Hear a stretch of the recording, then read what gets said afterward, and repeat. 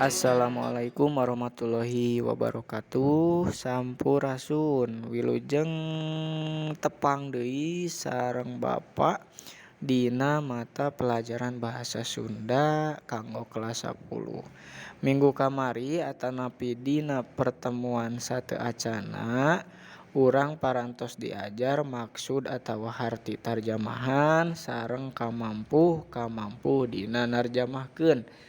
Tah dina pangajaran anu ayeuna urang diajar deui materi ngeunaan tarjamahan. Tah ieu nya kedah tiasa ngabentenkeun ka Hade.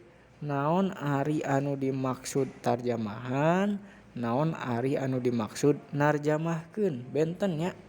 Tah di dinya ku Bapa dicirian. Ari anu dimaksud tarjamahan mah nyaeta hasil tina mindahkeun atawa ngaganti bahasa sumber kanu bahasa asal. Hasilna nya ari tarjamahan mah. Sedengkeun ari anu dimaksud narjamahkeun nyaeta kagiatanana atanapi proses mindahkeun atawa ngaganti bahasa nya. Hade kedah tiasa ngabentenkeun naon ari anu dimaksud tarjamahan, naon ari anu dimaksud narjamahkeun. Tah Pak cenah kunaon atuh urang teh kudu narjamahkeun hiji karya, hiji kata atanapi hiji kalimat.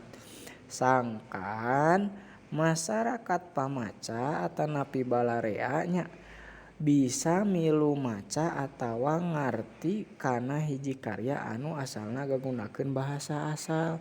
Misalna aya hiji karya novel dina bahasa Inggris.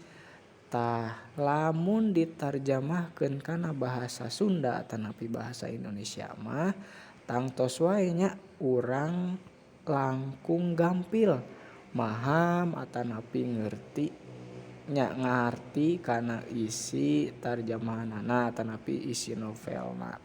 Sangkan urang ngarti, sangkan urang langkung paham, mangka hiji karya, hiji kalimat atanapi hiji kecap kudu ditarjamahkeun tina bahasa asal kana bahasa panarima atanapi bahasa sasaran atanapi bahasa tujuan.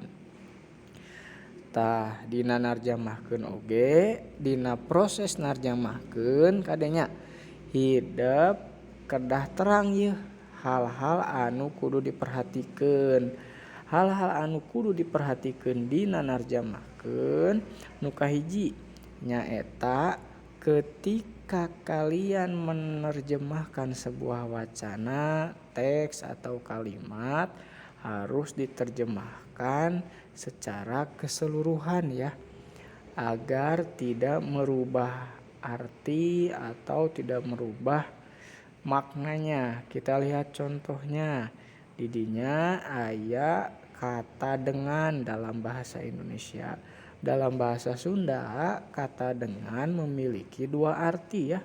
Anu kahiji mah sareng, anu kadua mah kalayan. Kita lihat contoh yang pertama.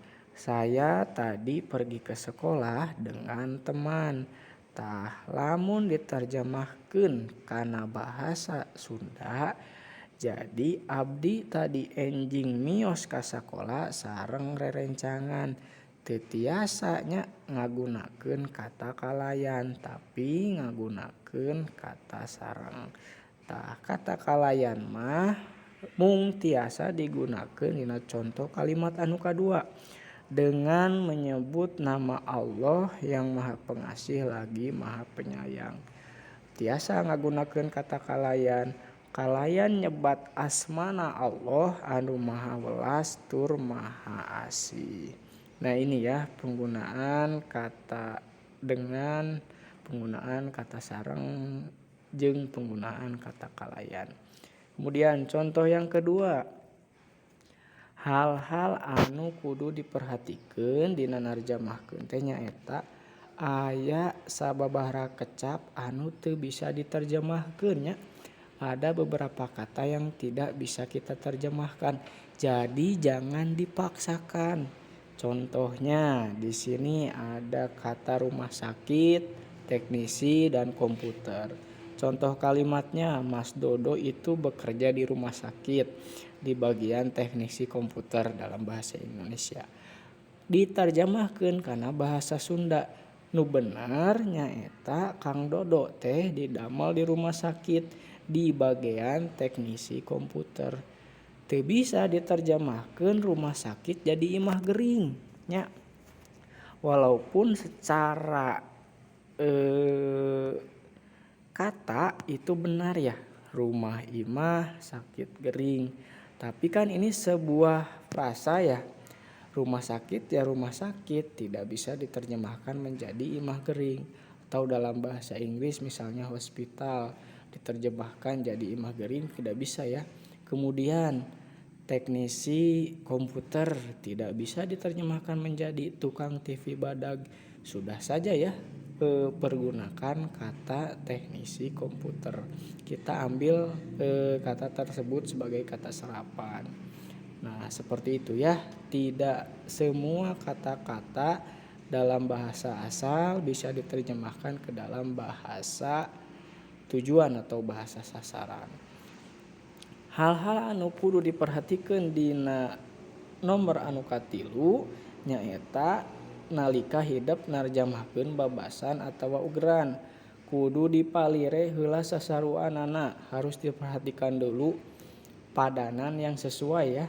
Misalnya dalam bahasa Indonesia ada peribahasa keras kepala. Nah, misalkan ada ungkapan keras kepala ya. Jika diterjemahkan ke dalam bahasa Sunda, babasan anu bener nyaeta gurat batu. Gurat batu dina bahasa Sunda mah. Keras tidak bisa diartikan menjadi heuras. Kemudian kepala tidak bisa diartikan menjadi babatok walaupun memiliki arti sama dalam bahasa Sunda. Tapi ini kan ungkapan, jadi harus dicari padanan yang sesuai. Keras juga tidak bisa diartikan teasnya, walaupun benar artinya. Tapi kan ini sebuah ungkapan, harus dicari yang sesuai. Jadi ungkapan keras kepala dalam bahasa Sunda memiliki arti gurat batu, babasan anu sarwananya. Jadi lamun hideep narjamahkeun babasan atawa ugeran harus diperhatikan dulu atau harus dicari dulu padanan atau babasan anu saminya teu tiasa diterjemahkeun kata per kata. Nu katilu anu kaopat punten. Beberapa kata memiliki makna lebih dari satu. Jadi ketika sedang menerjemahkan bergantung kepada konteks kalimatnya ya. Misalnya di sini dalam bahasa Indonesia ada kata bisa, dalam bahasa Sunda oge aya kata bisa, tapi aya oge terjemahan tina bisa teh nyaeta peurah atau racun. Nah ini ya, satu kata memiliki beberapa makna, harus teliti, harus bijak juga. Contoh kalimatnya, jangan didekati ular itu, bisa jadi ular itu berbisa. Lamun diterjemahkeun kana bahasa Sunda anu bener nyaeta tong dideukeutan eta oray, bisa wae eta oray teh aya peurahan. Jadi bisa yang pertama dalam bahasa Indonesia memiliki arti bisa yang sama dalam bahasa Sunda, sedangkan bisa yang kedua dalam bahasa Indonesia memiliki arti kata peurah atau racun dina bahasa Sunda. Nah ini ya, keunikan dalam bahasa Sunda itu lamun hideep narjamahkeun hiji kecap bisa wae jadi sababaraha kecap dina bahasa Sunda mah. Tingali contoh salajeng nanya hal-hal anu kudu diperhatikeun dina narjamahkeun. Perhatikeun ragam bahasa dina tarjamahan, kudu luyu atau sesuai dengan tata krama basa ataupun juga unda kosuk bahasa Sunda.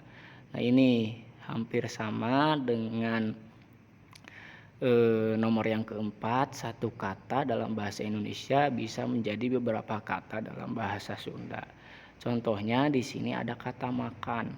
Nah, jika makannya lamun makan dina bahasa Indonesia mah satu kata ya. Untuk orang makan, untuk hewan juga makan. Nah, untuk kata makan dalam bahasa Sunda bisa menjadi beberapa kata. Bisa juga menjadi dua katanya eta tuang atau neda. Nah, ini kata tuang atau kata neda sesuai dengan undak-usuk bahasa yang harus dipakai untuk siapa dan dalam ya kepada siapa kita berbicara. Di situ ada contoh kalimatnya ya. Ibu guru baru selesai makan di kantin. Dalam bahasa Indonesia kata makan. Dalam bahasa Sunda memiliki arti ibu guru nembe rengse tuang di kantin. Tuang. Nah, kata tuang ini untuk orang lain peruntukannya. Untuk orang-orang yang baru kita kenal atau usianya lebih tua daripada kita. Kemudian contoh yang kedua, sebelum berangkat ke sekolah saya sudah makan terlebih dahulu. Dina bahasa Sunda abdi tos neda heula sateu acan mios ka sakola. Nah, jadi kata neda mah keur urang sorangan untuk diri kita sendiri. Kalau kata tuang untuk orang lain, kalau kata neda untuk diri kita sendiri ya. Seperti itu. Nah, ini penggunaan tata krama bahasa atau undak-usuk bahasa ketika kalian menerjemahkan sebuah kalimat, sebuah karya atau sebuah kata seperti itu. Baik, mungkin itu teman-teman semuanya untuk pelajaran bahasa Sunda pada pertemuan hari ini.